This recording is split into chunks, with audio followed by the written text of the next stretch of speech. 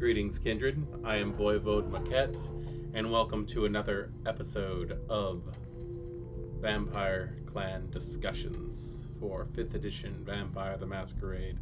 It's Thursday. This is what we tend to do on Thursdays. So, make yourself comfortable, pour yourself a glass of something red, and let us get on discussing the Clan of the Rose, Clan Toreador. What can I say about the artists, about the degenerates, that hasn't already been said? Well, probably shouldn't focus on their past, for a couple of different reasons. First off, there's a plethora of videos that you can find on YouTube that just discuss the various origin stories of Clan Toreador, the myths within the clan itself. And I have to say that they're all beautifully told, but they're so plentiful. And it's said that the reason why there's so many different origins for Clan Toreador is because there's no centralized governing factor of Clan Toreador.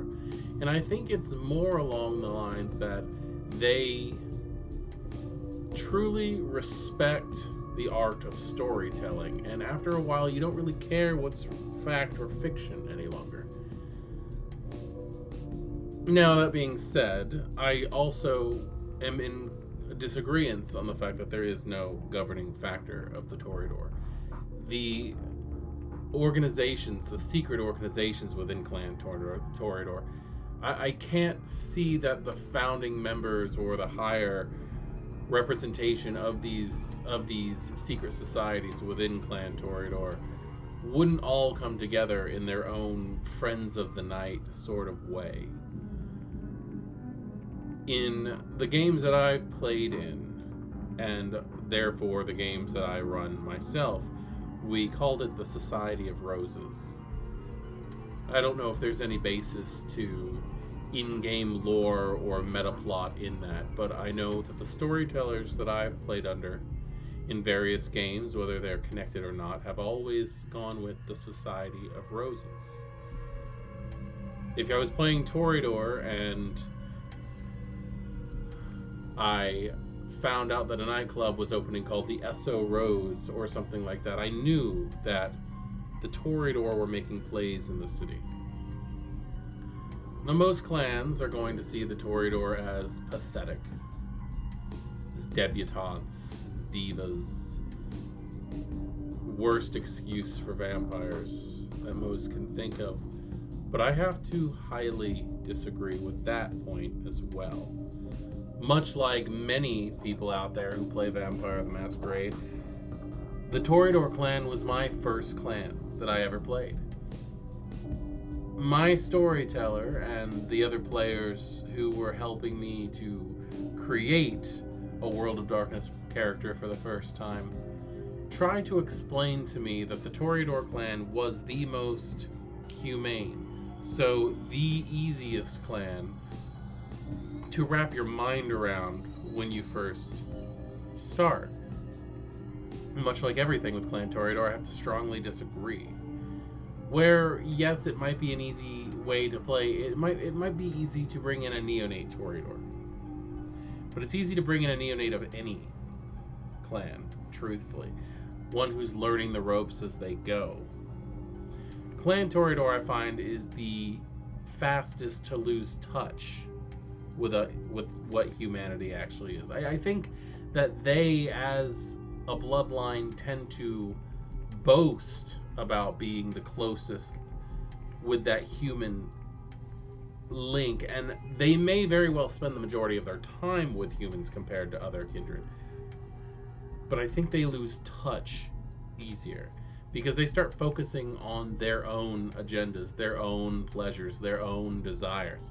It becomes all about them. The Toreador are the most in touch with a sociopath. I find them to be some of the most dangerous and most likely to end up being serial killer vampires because they care about what they want. They care about their sensations.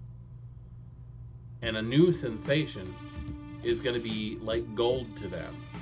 for things that they already do are going to tend to get old too quickly. They're going to feel that they're elevating above everything. I know one of the first things that I want to do when I'm playing a Toreador, being akin to all these new sensations and vibrations and sensory overloads, is strip down naked and sit in the rain with heightened senses active so I could just feel the rain falling on my skin, so I can just hear it coming from the sky, smell it, taste it. It's all about sensation overload with the Toreador, and you can't truly remain human. They act the part very well. They act the part extraordinarily well. But the truth is they're monsters. And compared to the other clans, and I'm going to even say completely comparing to even Clan Samitsi and Clan La Sombra and Clan Gangrel, they very well may be some of the most devious monsters, some of the most evil monsters in the world of darkness, due to the fact that they can blend in so well. They are literally the wolf in sheep's clothing. The devil wears Prada. I don't even know why I said that, but it sounded good, right?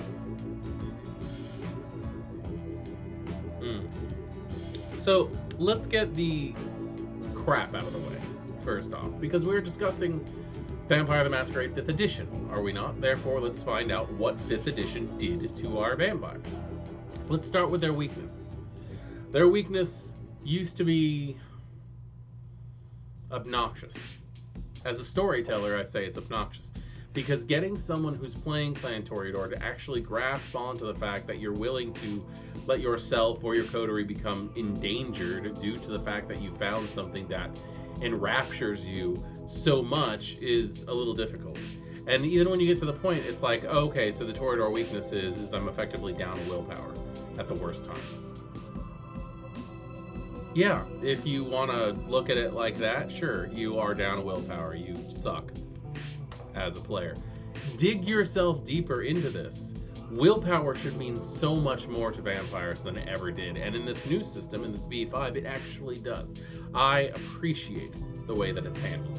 In the old system with, you would get the... I've seen shitty storytellers, sorry for being all unable to land on a proper platform, but I've seen shitty storytellers that go, oh, the sun's coming up. You see the dawn, therefore you're attracted to it. You're gonna have to burn a willpower to go away from it. It's sad. It was a sad cop-out. But the Toreador are drawn to beautiful places. They're drawn to try to create beauty and endlessly be frustrated over the fact that they can't any longer be satisfied. They could actually be 10 times, a billion times better than anything they were as a human artist, if in fact they are an artist, if they do have that artistic bent in them and they're not critics or posers. But they're never truly going to be satisfied because they're always going to be thinking that they can be better than they actually are. That, I feel, is the actual clan weakness of Clan Toreador. But getting into that, let's look at the V5 Bane, shall we? Toreador exemplify the old saying that art in the blood takes strange forms. They desire beauty so intensely that they suffer in its absence. While your character finds itself in less than beautiful surroundings, lose the equivalent of their bane severity in dice from dice pools to use disciplines. The storyteller decides specifically how the beauty or ugliness of the Toreador's environment, including clothing, blood dolls, etc., penalize them based on the character's aesthetics. That said, even devotees of the Ashin school never find normal streets perfectly beautiful. This obsession with aesthetics also causes divas to lose themselves in moments of beauty and a bestial failure often results in a rapt trance, as detailed in the Compulsion rules. Page 208.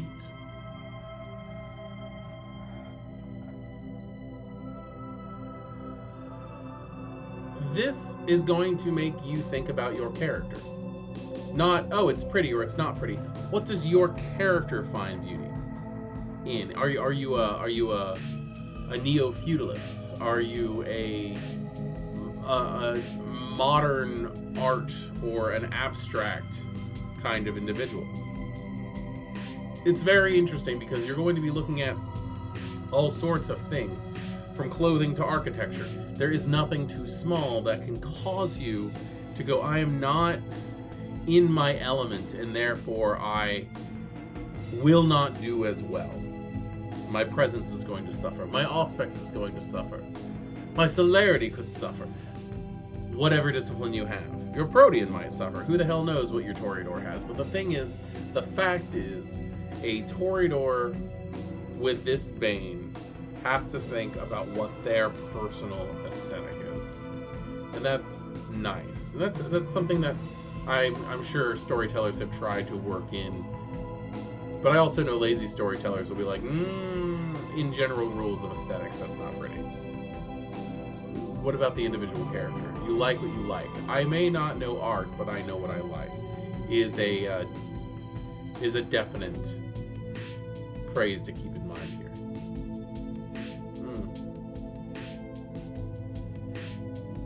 That is delicious.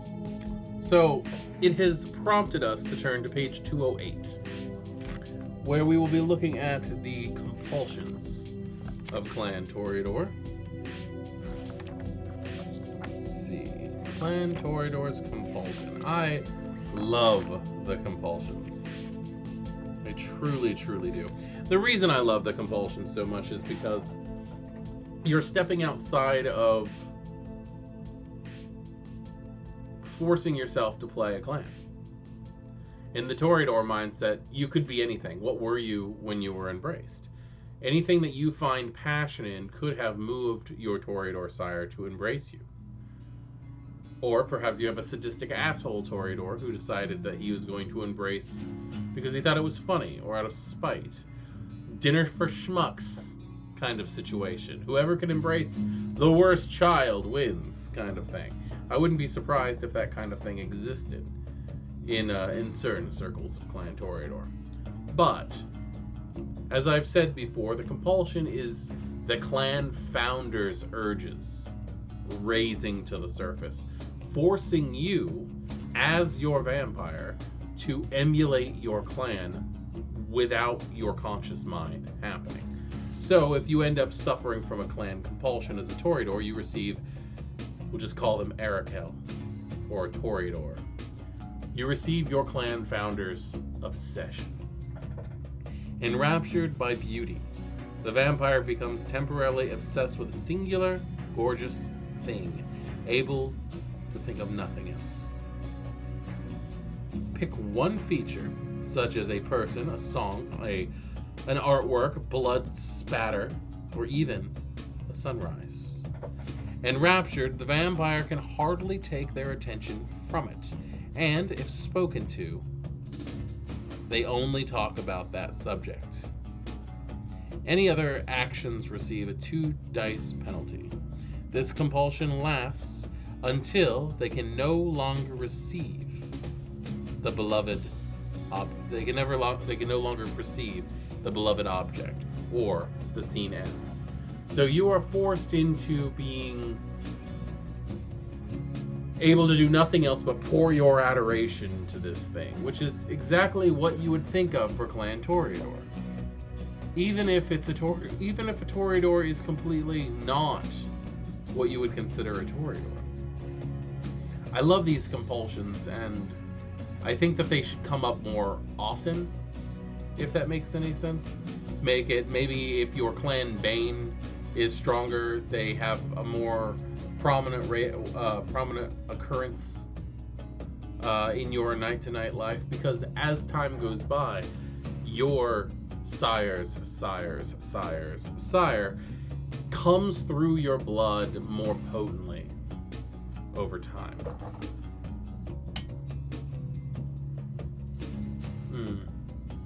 So what are the Toreador known for? Well, aspects. They're known for a heightened sense. They're known to be able to notice the non-noticeable. Celerity, which they've used in the past as to get away from a fight, to perform in a fight in a rather horrific, dangerous fashion. And presence. They're also known for presence.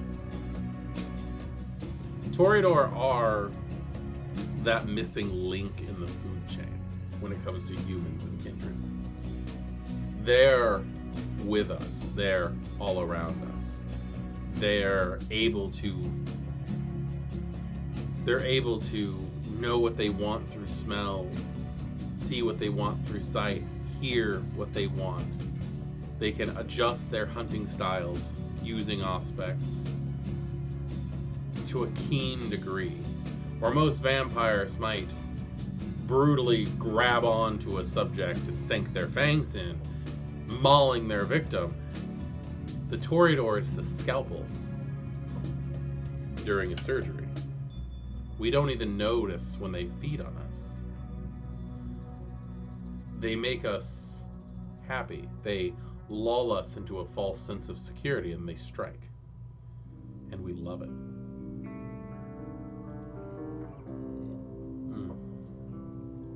Faster than the wind and prettier than a sunrise. So the discipline I've decided to focus on this time would be presence. And I don't want to go that far into things, but we do have to go over the different levels of presence. One being awe. Actually, let's just discuss presence in general. I'm jumping ahead, I apologize. Keeping myself latched on to one specific thing can be a little difficult at times, especially when I'm thinking about the Toreador and the way they act in the world of darkness. So it is a mental discipline, characterizing the intelligence that the clan actually has within itself. Masquerade threat is low to medium, a subtle power. People seldom realize presence affected them at all. As with most disciplines, its higher powers can leave puzzled witnesses behind, especially once the effects wears off. Where dominate is a wrecking ball, presence is that precision drill. The blood resonance that holds sway over presence is sanguine, the arousal in the blood, you might say. The beautiful and lustful, those completely infatuated with the vampire, models and actors and movie stars, compelling public and private speakers and politicians to car salesmen, YouTube sensations, and Instagram influencers. The sanguine. Level 1 being awe. Anyone in the presence of a vampire finds their attention inexplicably drawn to them. Those listening to the vampire speak might suddenly agree on subjects where they once held different viewpoints. While this power doesn't cause rapt infatuation, it is still strong enough to sway the minds of most mortals. This just gains attention on a positive basis. Again, it doesn't cause them to fall in love with you, but it does make them favorably disposed. The cost is free. The dice pool is manipulation plus presence versus composure plus intelligence. That's actually something I'd like to discuss here, is the dice pool. I don't know if I've mentioned this on other things, but I personally think, and I think I might cover this later on in a mechanics video at some point in time, but I personally believe that discipline should be added to your dice pool, not causing it to separate. I think that disciplines, for the most part, should augment your already natural capabilities and not supersede them, if that makes any sense. And the detail that I'm saying here is if somebody is doing a charisma plus leadership test with presence, or performance test with presence, I believe that it should be charisma plus performance plus your presence rating, giving you a total of 15, of a possible 15 dice in that, due to the fact that you are augmented by superhuman abilities, where a human would only have access to 10. You have access to 15 at max. Please drop a comment if you agree or disagree, and give me your counterpoints on that one. I do want to have a discussion with other STs and players on that one. But getting back to what I was saying, you are opposed to your target's composure plus intelligence. System is add the presence rating to any skill roll involving persuasion or performance, as well as to other charisma-related rolls at storyteller's discretion. Awe does let you do what I was just saying. You can take presence and add them to your skill rolls. But I do think that it should be all the disciplines that allow you to do that. I think that Dominate should allow you to do that. I think that Potent should allow you to do that. I know Potence does for a good point. But I believe that pretty much all disciplines should allow that in some fashion. Let's see. Anyone aware that they're being affected can try to resist with a contest of composure plus intelligence versus the user's manipulation plus presence. On a win, the target can resist the effects for one scene. A critical win makes the target immune for the entire night. Once the power wears off, the victim reverts to their previous opinions. The duration, one scene or until intentionally ended. Awe is very nice, especially compared to the LARP format in Laws of the Night Revive that I'm used to, where Awe was literally a retest. That's all Awe was. You didn't activate Awe to get people's attention. What you did was, if you failed a social challenge, you could burn a social trait to get a retest. And most storytellers that I've played under never even enforced the burning of the social trait. They didn't take in the fatigue of using a discipline like that. Daunt. Instead of attracting people, the vampire uses presence to repel. With this power, the user appears threatening and exudes an aura of menace, powerful enough to make most mortals avoid their attention, and even vampires think twice about setting against them. The cost is free. The system is add the user's presence rating to intimidation rolls. Attacking the user requires a resolve plus composure roll with a difficulty of 2. Vampires cannot use Awe and Daunt simultaneously. Duration 1 scene or until intentionally ended. So Daunt is the negative reaction of an Awe. So you're basically, Daunt is using Awe as an intimidation. Level 2 is Lingering Kiss. The kiss of a vampire induces near ecstasy in mortals, but this power leaves other kisses in the dust. Mortals fed upon by the user become addicted to the kiss, obsessing over it, and even seeking the vampire out for repeated feedings. Mortals often become anemic, self-harm, or even die from this addiction. But vampires find it useful power for cultivating a herd. You see what I mean about being able to separate yourself from humanity and becoming more of a sociopath? This power embodies that. The cost is free, and the system says that the vampire can choose to use this power or not during each feeding. The user adds dice equal to their presence to any subsequent charisma attribute assisted pool against the bitten subject. A mortal fed upon with this power can make a willpower difficulty equals the user's presence every week to resist the effects. Winning this test for 3 consecutive weeks breaks the effect, as does a single critical win. Duration until successfully resisted. You make blood bonds, specifically through biting people. They become addicted to the bite itself. That's the kiss. That's horrific.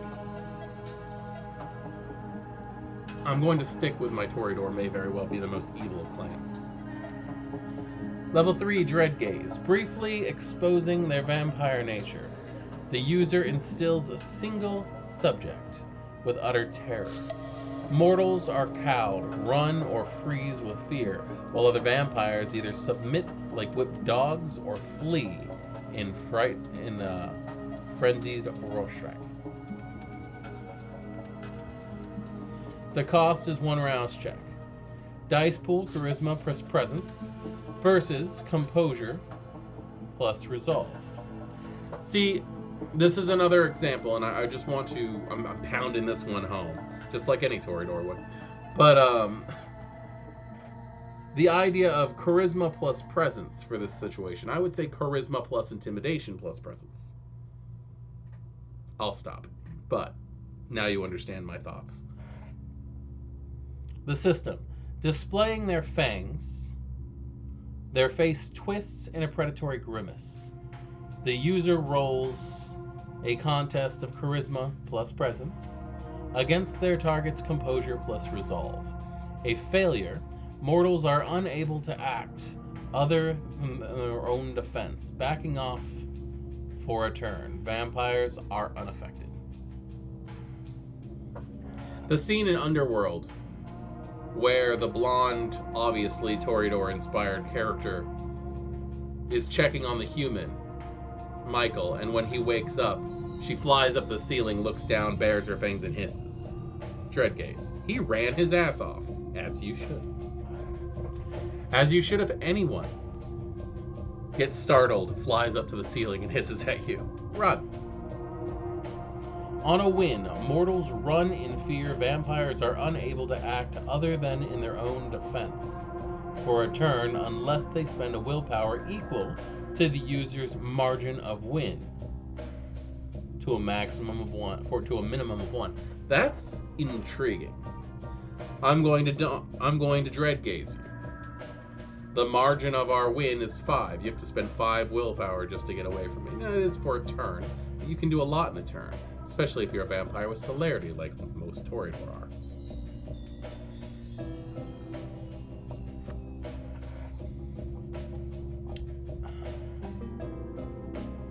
On a critical win, mortals freeze or crumble into the fetal position.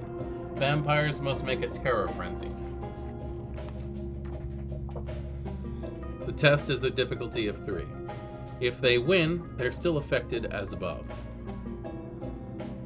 Duration 1 turn. I like the new Dread Gaze rules. It's a lot better than throw a test and run away. I like the detail they put into that. Entrancement.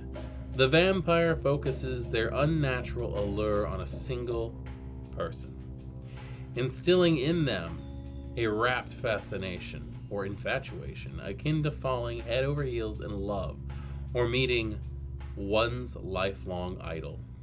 The person affected does their best to remain in the vampire's good graces, but stops short of causing themselves or their other loved ones physical harm. Their other loved ones. Using entrancement can cause them to harm people who are indifferent to them. That's interesting. The cost is 1 rouse check. The dice pool is charisma plus presence versus composure plus wits. The system. The vampire only needs to gain the subject's attention and win a contest of charisma plus presence versus composure plus wits. The effect lasts for roughly 1 hour plus 1 point of margin on the win. So it lasts an hour regardless, but for every point of margin you have on the win, It lasts an additional hour. That can cause some very interesting results. The vampire can renew this effect indefinitely, but a failure ends the effects and makes the subject immune for the rest of the night. After succeeding, the user adds dice equal to their presence rating to any social dice pool against the entranced subject, so it's automatic awe. Requests resulting in obvious harm to the subject or loved ones, or that oppose the subject's tenets, fail and require an immediate power contest roll as above, or the entrancement immediately fails. The duration is 1 hour plus 1 per point of margin. It's interesting to look at, though. I look forward to using that. Level 4, Irresistible Voice, an amalgam with Dominate 1. The presence of the user becomes a conduit for Dominate. The vampire now only needs their voice to be heard in order to employ Dominate powers. That reminds me very much of the Father's Knows Best Dominate power from the old system. Cost, no additional cost. So, irresistible voice literally means you don't need eye contact anymore for Dominate. That's nice. System. The user's voice alone is now enough to dominate a target. This does not apply to voices transmitted over electric media such as phones, televisions, or apartment door buzzer speakers. Duration is passive. That was my first my first thought that came to mind was, can I call someone? Summon. Oh, one of the most highly abused powers in games that I've run in the past. The vampire can call to themselves any person, mortal or vampire, upon whom they previously used awe, entrancement, or majesty, or who has tasted their blood at least once. That's a nice additive. I like how the blood comes in more prominent there. The target knows who is summoning them and the user's current location. This calling lasts for a night. After the time, the effect subsides, but the user can repeat it night after night if required to reach the target or if the target is otherwise reluctant. Anyone summoned feels a pull towards the summoner and tries to reach them, though without endangering themselves physically or financially. They won't sell their house or buy a ticket or miss a vital meeting, but they might skip out of normal work or social commitments. Costs: 1 rouse check, dice pool, manipulation plus presence versus composure plus intelligence. In the game that I used to run, one incident comes to mind where I believe he was a Bruja, decided that he was going to use presence to summon an enemy. The rules were very strict on how it worked, and she had no choice. The thing is, the character had literally been retired the week before. The player no longer wanted to play the character. The other characters had hounded this person to the point. This is a toxic game environment, by the way, that actually took weeks of mediation and out-of-game time for us to be able to sit down and handle the situation. The player ended up retiring their character due to the fact that they were being endlessly hounded. It was not like they were avoiding a blood hunt or anything like that in character, which I always say, survive the night, and if you decide to leave your character behind at that point, you can by all means say that your character fled the city or whatever, and we'll deal with such things later. But this was a malicious hunting that had just gone on and on far too long. There was no way out of it. There was no way to have anyone be happy with it. It was an unfair, out-of-character situation where they decided to just pick on a person. The players responsible were dealt with, mind you, quite viciously. But no, fairly. Everything was handled amicably, and there were apologies all the way around. But the week after the character was retired and a new character was actually brought in for the situation, they kept hounding them with summon over and over and over again, and then would throw a royal fit to me on why it wouldn't work, because after so long the person would end up coming back, and it says there is no time or space, there were no time and space restraints to stop a person from being summoned. But I like the way that this is handled. I think that this, again, it can take, definitely you need to be mentally aware of situations as a storyteller when a power like this is involved. But I do like the wording for it. Moving on. Level 5, Majesty. At this point of the discipline, the vampire can amplify their contestants. I love that word, contestants. To supernatural levels. I figured you were doing that for the last 4 fucking levels. Whether they appear as heartrendingly beautiful, monstrously terrifying, or wielding absolute command, everyone who views them as struck by their image, unable to act or even speak against the vampire. To experience majesty is to be in the presence of the divine or the infernal. Nice wording. The cost of 2 rouse checks. I like that a lot better than 3 willpower, or 3 blood and a willpower, which used to be the old LARP cost. Dice pool: charisma plus presence versus composure plus composure plus resolve. The system: people in the presence of the user can only stare slack-jawed or avert their eyes in fear or submission.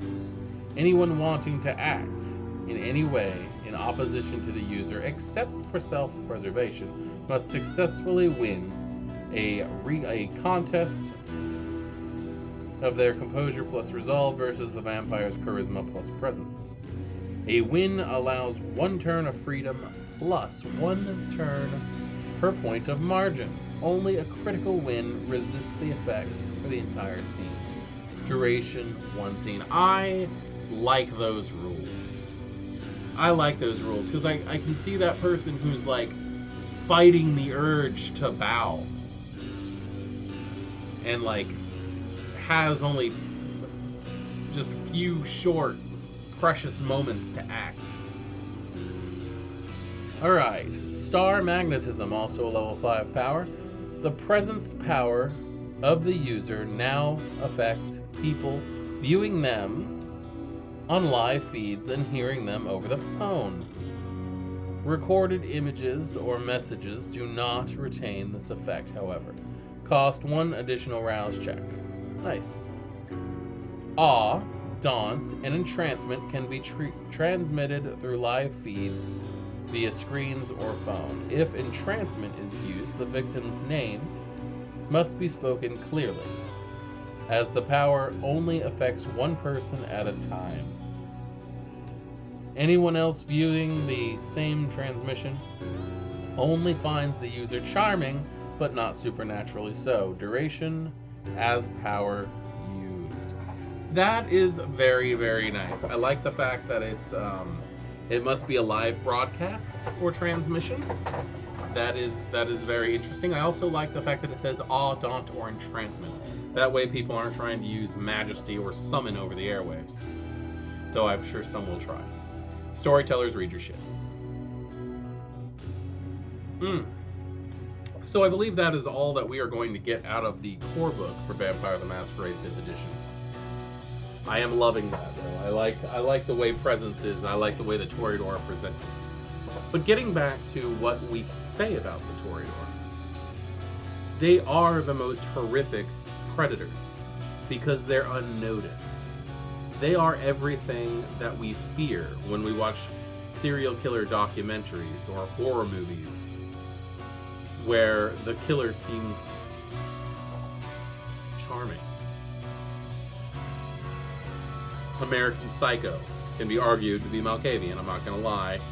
That fits very well, but the idea of somebody who has risen themselves up to the top on a social ladder while going out and stabbing homeless people just for the hell of it is definitely a thing. There are a lot of things you can also take in consideration. With the addition of the V5 companion, we now have vicissitude, so we could be looking at the Valgari Toreador again. The Toreador bloodline of the Sabbat, who have vicissitude, along with the others, along with the regular clan disciplines. And if you go with the V20 description of the Valgari abandoning the Sabbat and trying to join the Camarilla, again, you have some very interesting storylines and plot lines you can play with. Everything's up to interpretation. But the Toreador are terrifying. And I don't think anybody's ever going to convince me otherwise. The Toreador are usually marked as someone's first clan of play because they're considered the easiest clan. They can be on the surface, but I think the thought of them being the easiest clan is truthfully not doing the clan justice. They'll take it though. I think they enjoy being the clan that's not assumed to be dangerous. The other clans laugh at them. But I don't think, for the most part, they let that get to their head. I think they like it. I think that they enjoy being the unassuming artists in the corner. I think they truly sit towards the top of the ivory tower because they can seduce their way to the top. They can give the Ventru that feeling of humanity again.